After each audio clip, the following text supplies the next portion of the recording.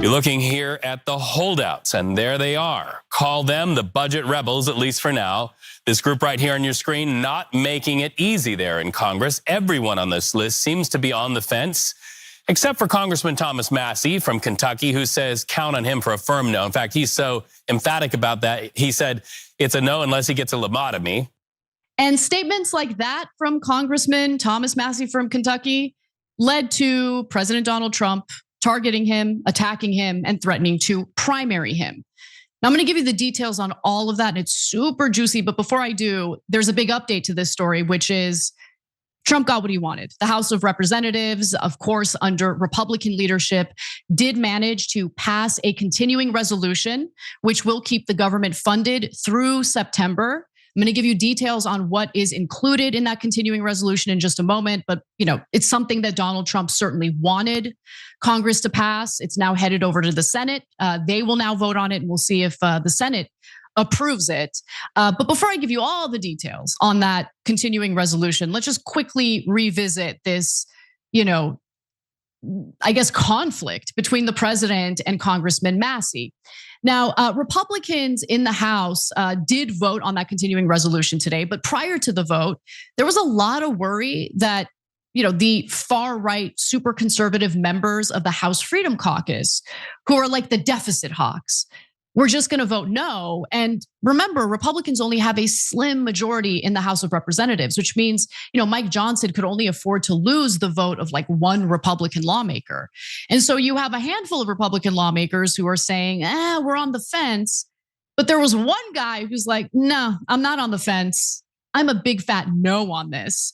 So it would slightly decrease spending overall, according to original reporting from the New York Times. That might actually have changed, but they claimed that it would not include funds for any projects in lawmakers' districts or states, and it would force a cut of more than $1 billion from the District of Columbia's budget for the rest of the fiscal year. But I should also note that initial reporting indicated that this continuing resolution included an additional $6 billion in funding for defense. And by the way, I want to know where that money goes, right? So if that's indeed going to be included in the final version of the continuing resolution, the $6 billion in defense, where's that money going? Is it going to Israel? Is it going to, I don't know, defense contractors that, Elon Musk is the executive of? I don't know, but that's something that needs to be investigated. So, as I mentioned earlier, Thomas Massie was not in favor of it because he is an actual deficit hawk. And I don't agree with Massie on a lot of things, but he is an honest actor. He is a man of principle. And when you're dealing with someone like that, you can at least have a conversation, and you at least know that this is an individual who is motivated by his principles and not by lobbyists. Okay, so I value that, even if like 99% of the time I disagree with him.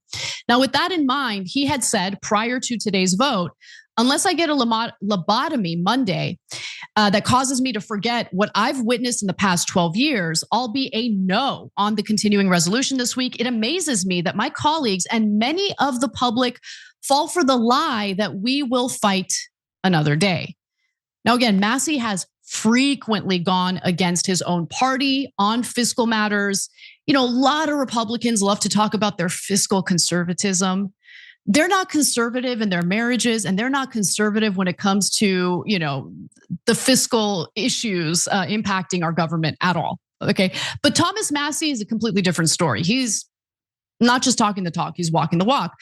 But Trump didn't like that. So he decided to post on X all sorts of threats against Thomas Massie. And I think what's really interesting about this story is how it seems like MAGA actually sided with Massie over Trump on this. So here is what Trump wrote. Congressman Thomas Massie is an automatic no vote on just about everything, despite the fact that he has always voted for continuing resolutions in the past. I don't think that's true, by the way.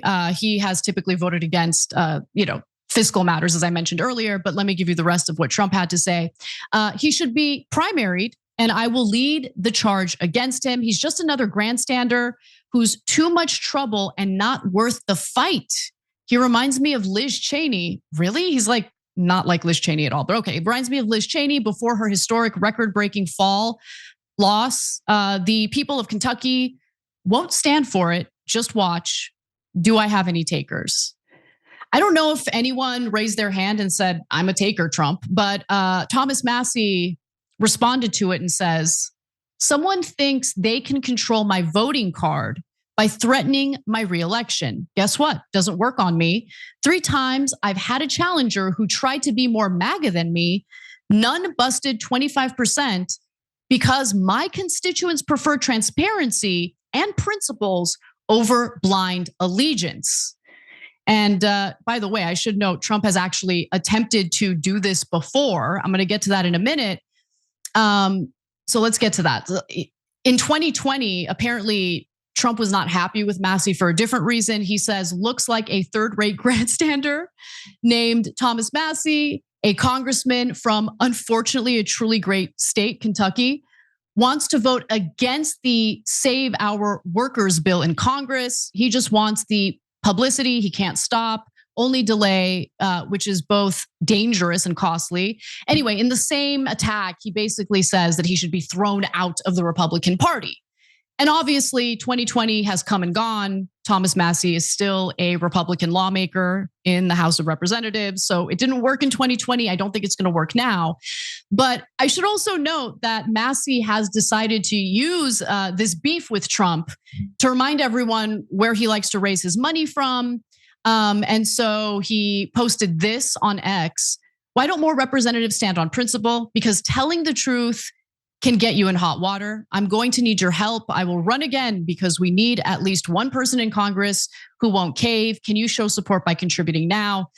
And better to raise from the people as opposed to, let's say, foreign interests. And by the way, here's what Thomas Massie's, what his door to his office says. Let's take a look at this.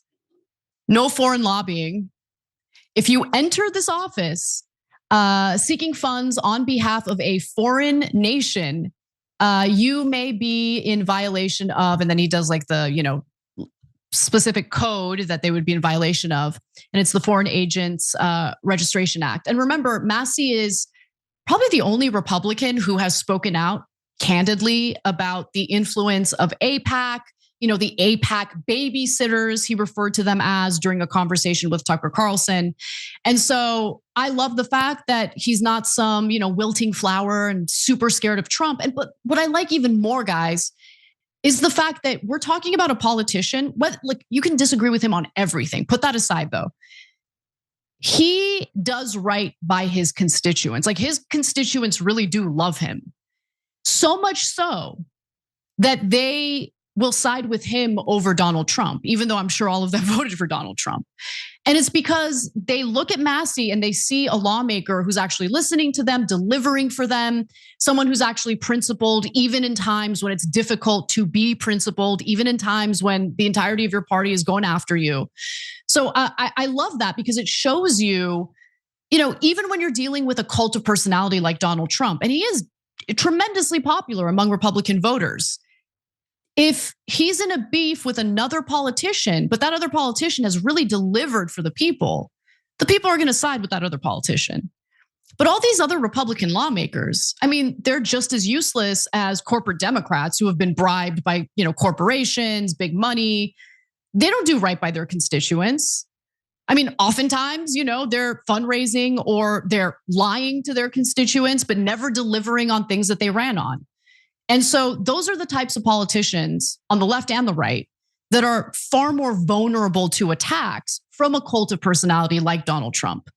So that's for now what we have on the back and forth tit for tat, beef with Thomas Massie and Donald Trump. But I do want to take a few moments just to give you what we know so far about this continuing resolution. So this will be funding the government through September if it passes in the Senate. It has not passed in the Senate yet, but the House did pass it today. Now, the bill effectively doubles a previous $20.2 billion cut in Internal Revenue Service enforcement funding. So you have Doge firing a bunch of IRS workers. You already had a pretty fat cut in revenue for the IRS that was approved under the Biden administration. Now you have a doubling of that $20.2 billion cut to the IRS.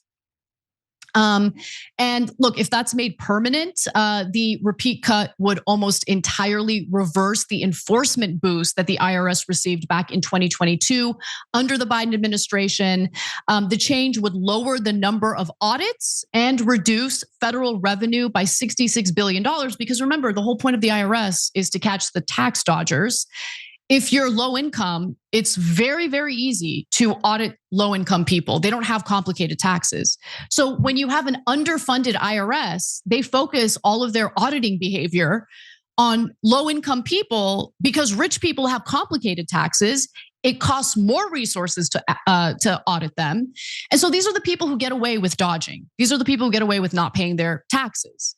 And I mean, we have a system set up that gives them all sorts of cookies, all sorts of deductions, but it's still not good enough. We're still talking about people who aren't satisfied with that system and seek to further avoid paying their taxes. And so these are the people who the IRS was able to begin auditing in order to recoup some of that lost revenue to the tune of $66 billion.